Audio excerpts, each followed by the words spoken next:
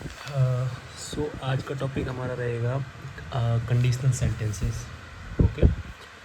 जब हम हिंदी में बात करते हैं तो हम बोलते हैं कि अगर ऐसा होता तो ये हो जाता, ऐसा होता तो वो हो जाता। अगर वाले जो हम कल्पना करते हैं, कंडीशंस रखते हैं, उनको कंडीशनल सेंटेंसेस बोलते हैं। Okay. So let's start the topic.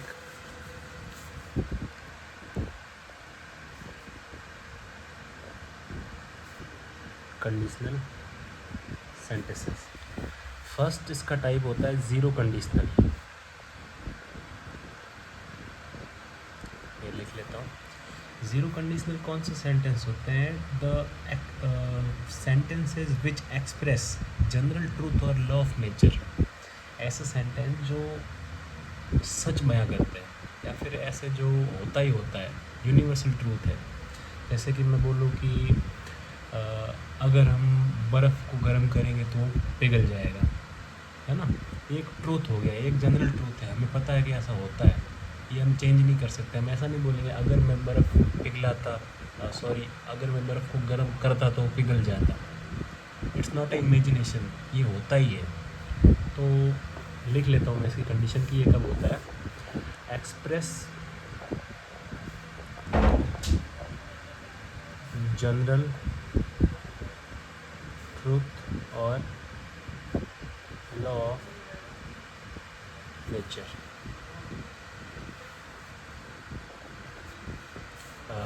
कैसे बनेंगी ये सेंटेंस? तो इसका सिंपल फार्मूला हमने बनाया है कि इफ़ प्लस जनरल ट्रूथ है तो ऑब्वियसली इसमें सिंपल प्रेजेंट होगा और आगे ये चेंज होके सिंपल प्रेजेंट ही रहेगा। इसका एक एग्जांपल करते हैं हम, जो मैंने अभी बोला। If I eat ice, okay. If simple present heat ice, तो ये चेंज होगा, सिंपल प्रेजेंट में ही अगला सेंटेंस रहेगा। It melts, okay. सेकंड जो इसका पार्ट रहता है वो होता है first conditional.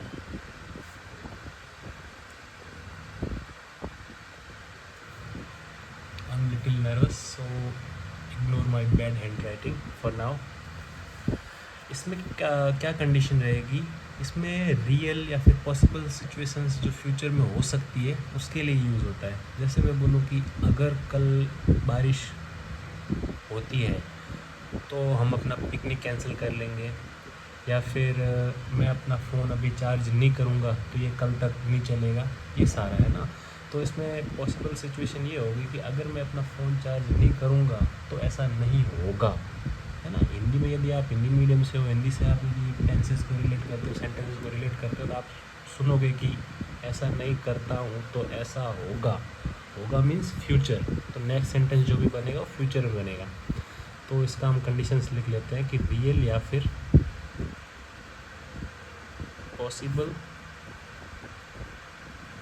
Situation in future. For example, if it rain today, I mean tomorrow. Today भी हम लिख सकते हैं, आज यदि रेन होती है तो हम अपने शाम के जो, यदि हमने शाम को प्लान किया है पिकनिक या फिर कुछ भी एक्स्ट्रा एक्टिविटी जो हम शाम को प्लान कर रहे हैं जो रेन से कैंसिल होगी, तो वो भी नियर फ्यूचर हो गया, हम उसको भी कर सकते थे। But let's say for just for tomorrow, we will cancel the picnic, okay. So तो इसका फॉर्मूला हो गया होगा कि if plus present simple, then it will be, next sentence क्या रहेगा, ये चेंज हो जाएगा फ्यूचर सिंपल में। यदि ऐसा होता है तो ये होगा, यदि आज रेन होती है तो हमारा पिकनिक कैंसिल होगा, यदि आज मैं मोबाइल चार्ज नहीं करता हूँ तो मेरा कल तक नहीं चलेगा, गा होगा, ओके। अगला टाइप इसका रहेगा second conditional. Zero conditional first, second and third conditional. इसके 4 टाइप होते हैं। तो हम सेकंड कंडीशनल की ओर बढ़ते हैं। सेकंड कंडीशनल, इसमें वो सिनेरियो आएगा जो इमेजिनरी या फिर अनरियल सी सिचुएशंस होती है वो आता है। जैसे कि मैं कहता हूँ कि सोच के बोला कि मैंने कि अगर मेरे पास पैसे होते तो मैं कार खरीद लेता, है ना, होते खरीद लेता। ऐसा मैं क्यों बोल रहा हूँ? क्योंकि मेरे पास है नहीं। मेरे पास यदि पैसे होते तो मैं ये नहीं बोलता कि मेरे पास होते तो मैं खरीद लेता। अगर मेरे 4 हाथ होते तो मैं काम जल्दी कर पाता। ऑब्वियसली मेरे 4 हाथ नहीं है। ये सारे जो अनरियल से होते हैं वो सारे इसके अंदर आते हैं। इसका फॉर्मूला रहेगा इफ़ प्लस पास्ट सिंपल। यदि ऐसा होता, हम इमेजिन कर रहे हैं कि हमारे पास ऐसा पास्ट में होता, ओके, देन इधर पास्ट सिंपल है तो ये जो यहाँ पे हमने विल वगैरह लगाते थे सिंपल प्रेजेंट फ्यूचर सिंपल के अंदर, वो वुड में बदल जाएगा। ठीक है, तो यहाँ पे आ जाएगा would plus base verb. Base verb की फर्स्ट फॉर्म को बताते हैं।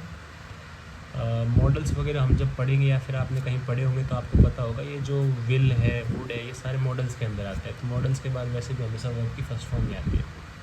फॉर एग्जांपल जो मैंने अभी बोला, if I had money,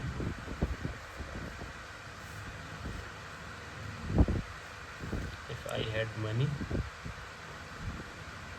comma I would buy a car. तो इससे हमें समझ आ रहा है कि यदि मेरे पास पैसे होते तो मैं कार खरीदता, but obviously I don't have money. ये मैं क्यों लिख रहा हूँ? क्योंकि कॉन्टेक्स्ट ले रहे हैं हम इस चीज़ से कि ये मेरे पास है नहीं, इसलिए ये सेकंड कंडीशनल के अंदर आया है। ओके, बढ़ते हैं हम अगले पार्ट में कि the fourth one, third conditional.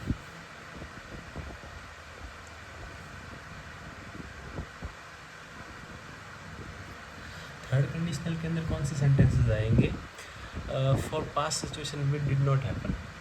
ऐसी सिचुएशन जो पास्ट में हुई थी, जो कभी हुई नहीं और हम कर नहीं पाए।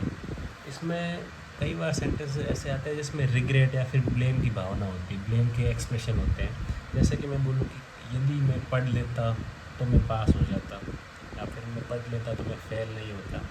मतलब मैं नहीं पढ़ा ऑब्वियसली, है ना। ये पास्ट की पढ़ना क्या हो गया, पास्ट में हुआ नहीं, इसलिए मैं क्या हो गया, मैं फेल हो गया। तो ऐसे जो सेंटेंसेस होते हैं वो थर्ड कंडीशनल के अंदर आते हैं। मैं लिख लेता हूँ यहाँ पे, फॉर पास्ट सिचुएशन और experience which did not happen. हम ये भी बोल सकते हैं कि to talk about regret, blame,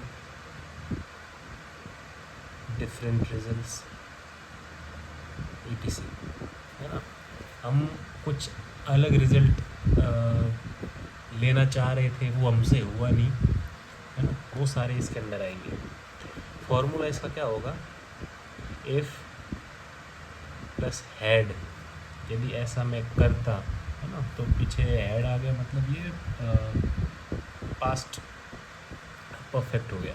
had के साथ वर्ब की थर्ड फॉर्म आती है, as you know already. Then it will be change in would have plus verb की थर्ड फॉर्म। ओके, जैसा कि मैंने अभी सेंटेंस जो बोला था अभी, if I had studied, okay, if I had studied I